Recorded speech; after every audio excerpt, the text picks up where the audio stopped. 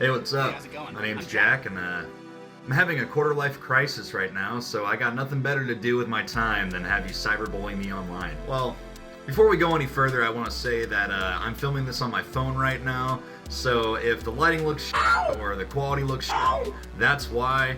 I don't really want to go and buy like $500 worth of equipment if no one's gonna watch my videos. I don't want to put all that effort in, but if you like this video and you send this to at least like 3 million people, maybe then I will actually up the ante a little bit. But for now, it's going to be pretty bare bones, so bear with me. I hope you enjoy it. Anyways, I was on my 300-mile drive home from work, and I was thinking about like kids' movies, TV shows, and scenes in those movies that had just absolutely terrified me as a kid. And I figured, you know what the hell, that would be a pretty fun video or just topic to talk about. Alright, well, these aren't in any particular order or rank, but we're gonna start off with Mr. McGoogles, I think is his name, and that's from Max Keeble's Big Move. It's an old Disney Channel movie from like the year 2000. I don't remember much from this movie. I remember Josh Peck was in it, and I think he's like in a trophy case and he throws up everywhere. And then I also remember, of course, McGoogles, the frog, so we'll get into that. And to set the scene a little bit further for this movie, my first time actually watching this movie, I was at this kid named George's house, and my mom had drove me all the way over to this kid's place. He lived in Bungfield, Illinois, and my mom like went off to like talk to his mom or whatever. They hung out, they were family friends, and they turned this movie on, and needless to say, that was a fucking mistake. Okay, so basically, there's this kid named Troy McGinty who is Max's bully in the movie, and according to the Max Keeble wiki, yeah, there's a Max Keeble wiki. Troy had been afraid of McGoogles since the 4th grade. So he was at a birthday party Max was throwing, and they're all sitting around watching a McGoogles TV show. And already Troy is having some trouble watching the show. McGoogles had freaked him out. And then all of a sudden, Max's dad comes out in a McGoogles costume and scares the shit out of Troy, and everyone makes fun of him. So basically they're just setting the scene that this McGoogles character really scares Troy, and obviously they're going to use it later in the film. But at the time, I was only 5 years old, so I had absolutely no fucking clue what was going on with this movie. Max and his friends decide to get back at Troy for being such a dick to him. They end up trapping Troy in the gym with McGoogles, and McGoogles walks in and just completely traumatizes Troy once again. No. No, not you. You're not even real. Get away from me. And honestly, this had forever stuck with me. This scene just completely scared the shit out of me. I mean, it literally scared the shit out of me. Whenever I was at Joe's house, I had shit my pants, and my mom drove me back all the way home, 45 minutes home, and back to Joe's place so I can finish the fucking movie. So I gotta say, I mean, my mom was a fucking G for that one. So shout out to Mom. Really do appreciate you driving me all the way back home after shitting my pants because of McGoogles. All right, this next one is a little bit niche. Comes from the it comes from the Animaniacs movie Wacko's Wish. Kind of like the Max Keeble movie. I don't really remember much from this one as well. I'm not gonna do a deep dive as much as I did with the Max Keeble movie. I didn't do a wiki search because I mean this scene was pretty insignificant to the rest of the plot of the movie, and honestly I don't really want to put in the time for it. So the scene starts off, they're with this character who makes them fall through a trap door. So the Animaniacs fall through a trap door, end up on a roller coaster ride dubbed the Cave of Your Worst Nightmares. This scene's already pretty trippy enough. Honestly, not much is really going on at first, but it starts off with a singer on a table who's just singing like absolute shit. Lady, I know a lady with high heel shoes and socks and pantyhose, a pretty lady! I'm pretty sure this is a parody of someone. I don't know who, but it's definitely a parody of some celebrity, maybe back in the 1990s or 80s even. I honestly have no idea who, so if you know, let me know who you think it is. After that, they go into this really nasty bathroom that hasn't been cleaned in 3 years, which honestly is pretty gross. I mean, that would freak me out. You know, that is a bit of a nightmare. That's nightmare fuel for me. But then they roll onto a studio set of a kid's show with an orange talking dinosaur. You make me feel all fun doodle dumb. And that literally made me shit bricks. I'm not gonna lie, this dinosaur still kind of freaks me out. Something with the way, you know, the goofy tone of his voice. There's like a subtle reverb, and I'm not having it. I don't like it. It triggers my fight or flight response. I'm not even gonna lie. Gosh and golly gee.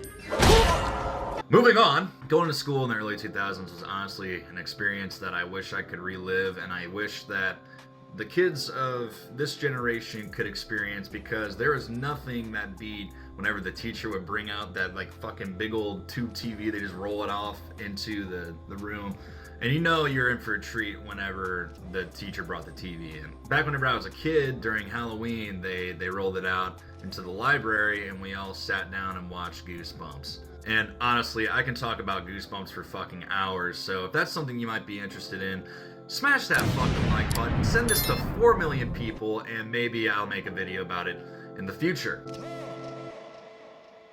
But for this video, I just remember in the 3rd grade, we watched Bride of the Living Dummy. Honestly, that scared the shit out of me for years. It's a pretty good episode, not gonna lie. The episode as a whole really isn't anything special for the Night of the Living Dummy series, if you will. But there were some set pieces in this episode that were really fucking cool that I still appreciate as an adult. They're really creepy. The whole episode really just revolves around Slappy's infatuation with a doll named Mary Ellen.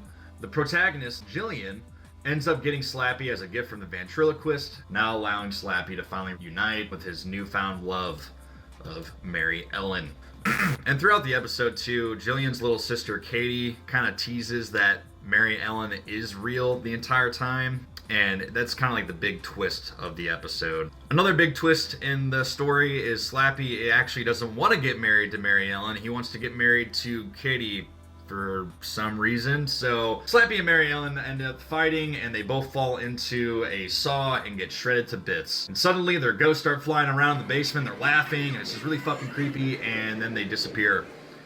And right when you think that all is well and, you know, it's all over, Jillian and her family find Harrison, just some kid who was there for some reason, in the bathroom with wide dummy eyes, now possessed by Slappy. Harrison doesn't live here anymore.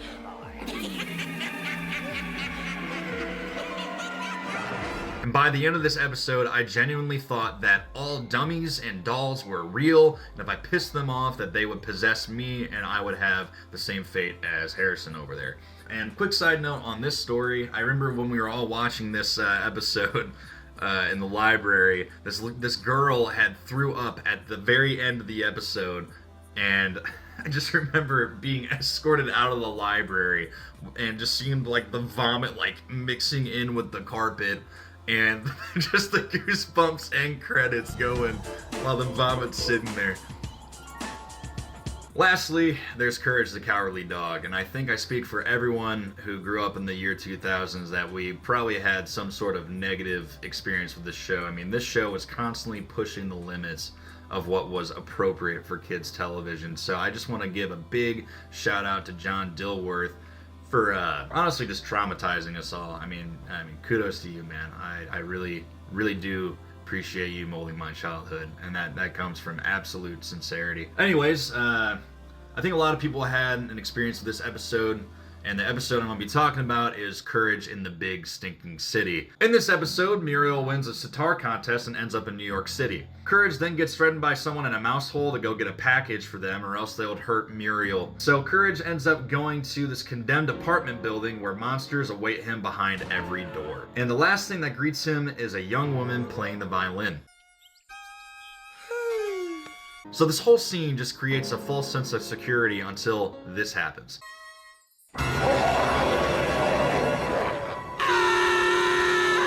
I must have been like 6 years old whenever I first experienced this episode. I was afraid to open doors because of this. And honestly, what scared me the most wasn't really the jump scare, but it was more just the way she was animated in. Something with the frame rate too, in comparison to the rate of motion that Courage was animated in. Like, she's moving at like a 60 frames while he's moving at 24, so it just really gives a weird, uncanny feeling. Anyways, that's about all I can handle at this point. Hoping this video doesn't suck ass.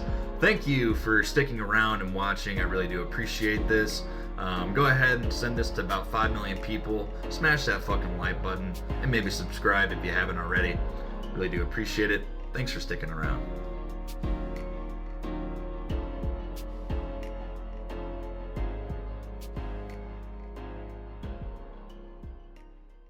Dude, this is fucking stupid. So, McGoogles has to, like, someone made this fucking 12 years ago. Fuck you, kid. You're a dick. You're a bitch. I don't have time for this Jefferson bullshit. Cougar Bait. His name's Cougar Bait. Oh my god.